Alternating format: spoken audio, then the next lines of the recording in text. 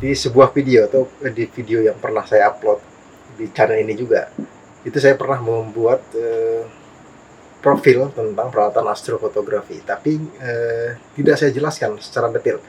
Nah, kali ini saya akan mencoba menjelasin detailnya, walaupun nggak detail nanti. Kalau kurang detail nanti silakan komen aja teman-teman sekalian ya. Komen nanti akan saya, mudah-mudahan akan coba saya jawab. Oke, peralatan astrofotografi secara garis besar itu dibagi menjadi tiga ya: teleskop, kamera, dan mounting. Jadi tiga bagian itu: teleskop, kamera, dan mounting. Yang pertama teleskop. Teleskop ini yang saya pakai adalah teleskop jenis refraktor atau berdasarkan lensa. Ada tiga jenis teleskop: refraktor, reflektor, dan katadioptrik. Refraktor itu lensa, reflektor itu cermin, katadioptrik itu adalah gabungan antara lensa dan cermin. Kalau nggak salah itu ya, nanti silakan dikoreksi aja. Selanjutnya, teleskop ini mempunyai panjang fokal 350 mm, teman-teman sekalian. Aperturnya 70 mm, 70 mm. Focal length-nya atau panjang fokus 350 mm. Nah, panjang fokus segitu sudah cukup untuk target kita atau target saya. Target saya itu sebagian besar adalah deep sky object. Target kita adalah deep sky object ya teman-teman. Memang astrofotografi dibagi lagi, ada deep sky object, ada planetary, ada nightscape ya, ada landscape itu kayak Milky Way dan lain-lain.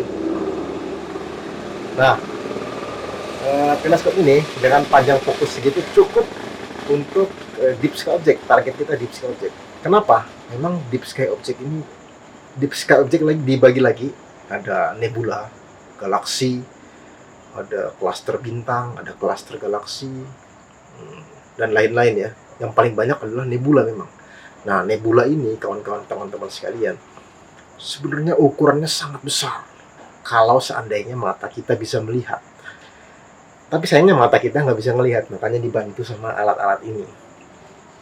Jadi untuk melihat nebula itu diperlukan istilahnya long exposure ya. Ini mungkin untuk orang awam. Kalau teman-teman astro mungkin sebagian besar pasti udah tahu lah. Nah, diperlukan long exposure untuk bisa cahaya tadi kelihatan, tampak gitu. Nah, kalau kayak cahaya bulan kan itu memang kelihatan banget nih, cahaya broadband, cahaya pita lebar, itu bisa dilihat oleh mata kita. Nah, sedangkan cahaya-cahaya bulan galaksi ini disebut dengan cahaya pita sempit lah, bisa dikatakan begitu. Jadi nebula itu adalah gas dan debu yang mengeluarkan cahaya panas sehingga mengeluarkan cahaya hidrogen, cahaya oksigen, cahaya sulfur. Itu sesuai dengan nanti jenis-jenis filter ya, akan kita kupas di edisi tersendiri nanti. Nah, ketiga cahaya inilah yang ditangkap oleh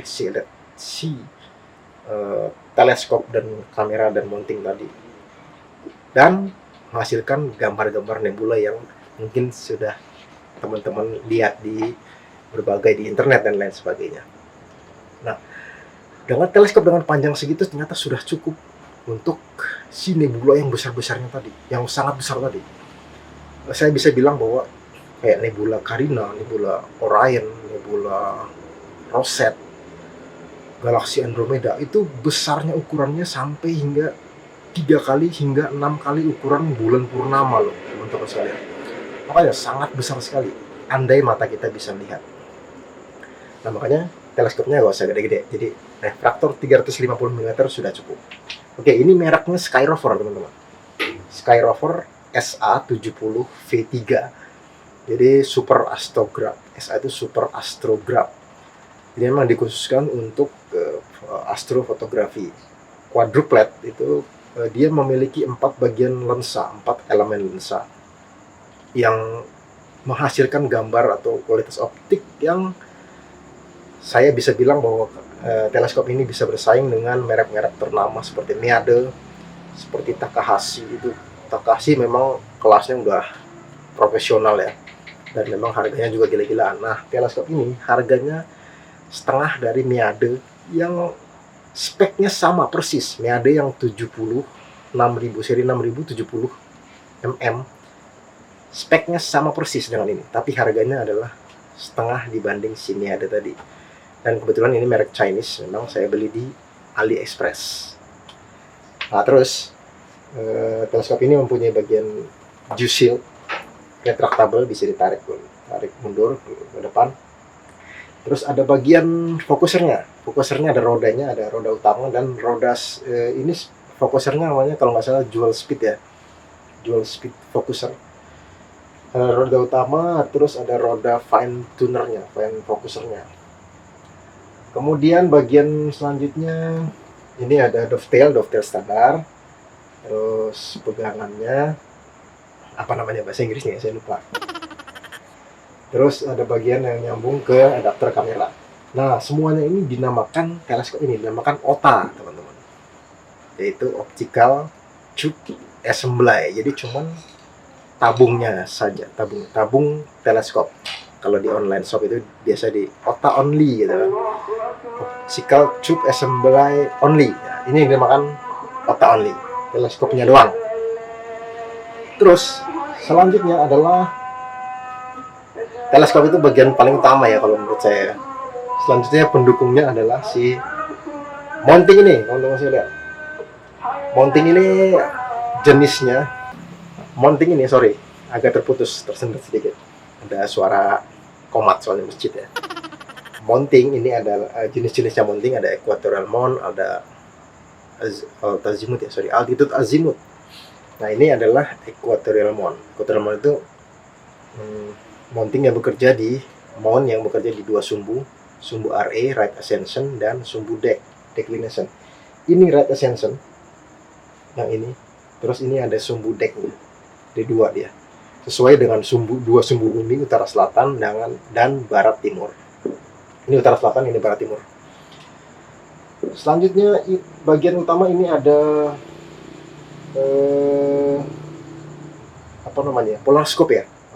Iya, namanya polarscope, tapi saya praktis nggak pernah pakai di mounting ini karena memang polar alignment, pernah ya di video yang polar line tutorial. Polar alignment kita di bagian bumi selatan itu mendingan, lebih baik pakai star drift line daripada si polarscope karena memang nggak kelihatan bintang selatan itu nggak kelihatan.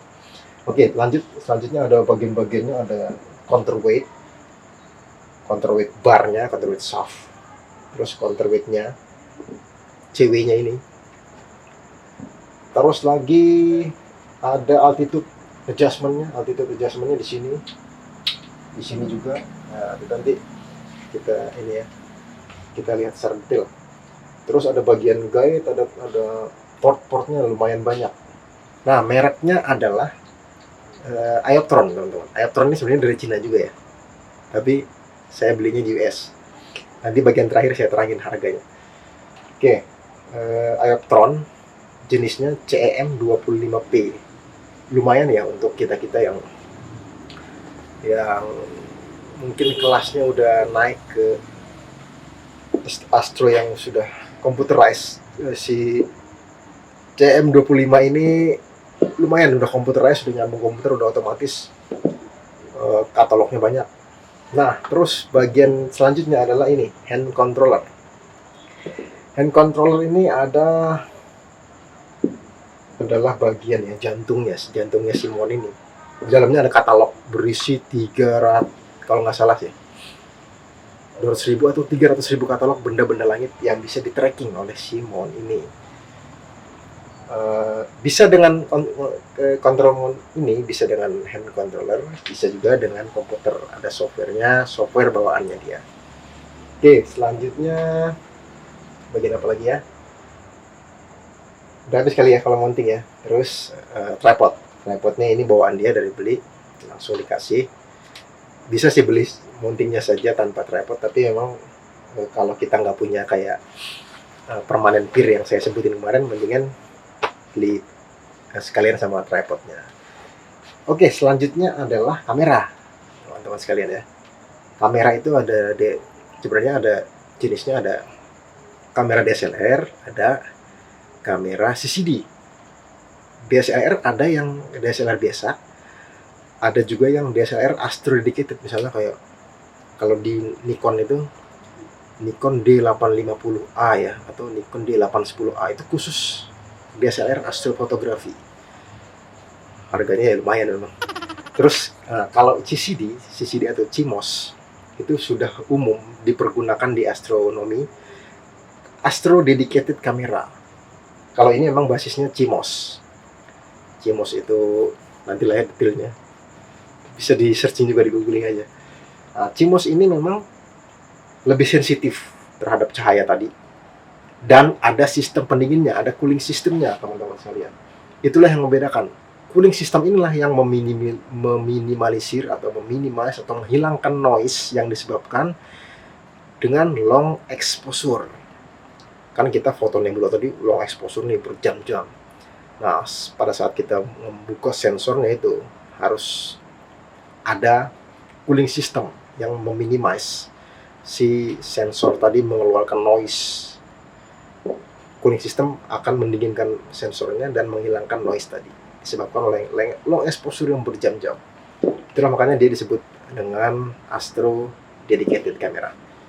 Dia ada adapternya lagi, adapter tambahan untuk cooling sistemnya. Mereknya ZWO AC 294 MC Pro. Kamera ini jenisnya color atau berwarna, sensornya itu jenis color. Jenisnya ada color, ada monokrom, yang sempat di video kemarin saya bilang bahwa saya pengen kamera mono. Kamera mono ini kalau monokrom itu memang hitam putih ya, itu sebenarnya lebih sensitif, lebih bisa menghasilkan kualitas gambar yang lebih tajam. Tapi pengolahannya lebih ngejelimet teman-teman, lebih ribet ya. Kalau mono memang prosesnya, dan kita ngambil kalau lewat monokrom itu ngambil yang hidrogen dulu, ngambil oksigen dulu, ambil yang sulfur, nanti digabungin akan jadi satu warna RGB, red, green, blue. Ada merah, ada hijau, ada biru. Nah, sedemikian rumitnya. Nah, kalau color itu kita sekali ngambil gambar langsung berwarna. Kira-kira begitu. Oke, itu ketiga bagian utama ya. Teleskop, mounting, dan kamera. Selanjutnya ada bagian namanya guide scope. Jadi, teleskop guiding. Agar bintang yang kita tracking tadi atau objek yang kita tracking bisa tetap presisi, tidak bergerak sama sekali dengan bantuan si guide-nya. Nah, guide scope ini saya kecil saja. Kalau sistem guiding memang ada kategorinya, ada pakai guide scope, ada juga pakai off axis guider teman-teman. Off axis guider itu ada langsung di sini, nggak pakai guide scope, jadi langsung di sini. Nanti kita jelasin lah ya kapan-kapan. Nah, kebetulan saya pakai guide scope. Jadi saya pakai guide scope yang panjang fokalnya cuma 250 mm, itu sudah cukup. Aperturnya cuma 50 mm. Selanjutnya ada namanya guide cam. Guide kamera ini sama sebenarnya kamera astronomi dengan ini, kamera planetari, tetapi dia nggak pakai pendingin. Jadi kamera planeter itu atau kamera planetari nggak perlu pakai cooling system, jadi kecil aja dia, cuma sensor kecil dan ukuran sensornya juga kecil. Kalau ini lumayan gede lah ya, ini sensornya kecil. Itu dia tadi semua bagian utama dari peralatan atau astro setup. Selanjutnya nanti semuanya terkonek ke komputer teman-teman. Komputernya kelihatan nggak ya? Nah, di sini komputernya. Terus saya ingin kepanjangan kan ya. Terakhir nih, sedikit aja ngejelasin masalah harga. Memang peralatan astro ini kalau di Indonesia itu bisa dibilang harganya lumayan ya. Ada yang bilang wah hobi mahal nih. Kalau menurut saya enggak. Mahal memang sih karena dia buatan luar negeri. Mungkin kalau buatnya di dalam negeri itu murah. Jujur aja. Ada banyak teman-teman di Indonesia yang udah buat DIY, DIY, do it yourself, buat teleskop sendiri, buat montir sendiri sampai computerized. Itu harganya memang ya bisa ditekan gitu loh. Tapi jujur saya bilang, kalau saya sebutin dulu harganya ya. Harga teleskop ini sekitar $700. Saya beli di AliExpress. Mounting ini $900. Terus kamera ini $900 juga. Memang kalau dikonversi rupiah jadi mahal, dan itu belum ongkos kirim teman-teman. Yang jadi permasalahan juga memang ongkos kirim ya, biaya masuk Indonesia ini lumayan sangat mahal sekali menurut saya. Pajaknya sampai saya pernah hampir setengah harganya, sorry, saya lupa ya presentasi, tapi bisa dibilang mahal lah. Itu mungkin yang membuat barang-barang ini kelihatan mahal. Padahal kalau dibandingin hobi lain, sorry aja nih, kayak hobi motor, hobi sepeda, itu kan lebih mahal lagi sebenarnya ya. Cuman bukan maksud bandingin, tapi itulah. Apalagi kalau dibandingin dengan apa yang kita dapat ya. Mungkin namanya hobi, kepuasan, dan alam semesta, universe yang kita dapat, nebula dan lain sebagainya, itu kalau menurut saya nggak mahal. Mungkin balik lagi ke teman-teman sekalian, gimana menginterpretasikannya ya, mengartikannya, bahwa itulah harganya yang saya sebutin tadi. Terus belum sama komputernya dan lain sebagainya. Kalau ini Gatescope-nya ini harganya lumayan murah, cuman nggak sampai sejuta ya. Kalau di dolarnya itu sekitar, saya belinya sekitar 60 dolar. Terus guide cam-nya sekitar 70 dolar. Mereknya juga merek Chinese semua rata-rata ini. Kenapa saya milih Chinese ya, harga kayak tadi, harganya bisa setengah dari brand-brand yang di Amerika, padahal kualitasnya sama. Bukannya pro ke Cina, tapi enggak. Tapi itulah fakta yang sebenarnya. Mungkin itu teman-teman. Udah lumayan lama nih video. Saya juga udah lumayan berbusa. Demikian peralatan detail astrofotografi yang bisa saya jelasin di edisi kali ini. Mudah-mudahan di edisi selanjutnya kita bisa lebih gali lebih dalam lagi. Jangan lupa subscribe, subrek, supaya dapat updatean. Mudah-mudahan tahun ini ya, tahun ini saya bisa update terus, akan berlanjut terus. Karena kalau di tahun kemarin memang di terakhir itu ada sesuatu dan lain hal yang membuat saya tersendat lah videonya. Mudah-mudahan tahun ini kita bisa lancar. Oke? Terima kasih sudah menyaksikan Jung 10 Minute Astro.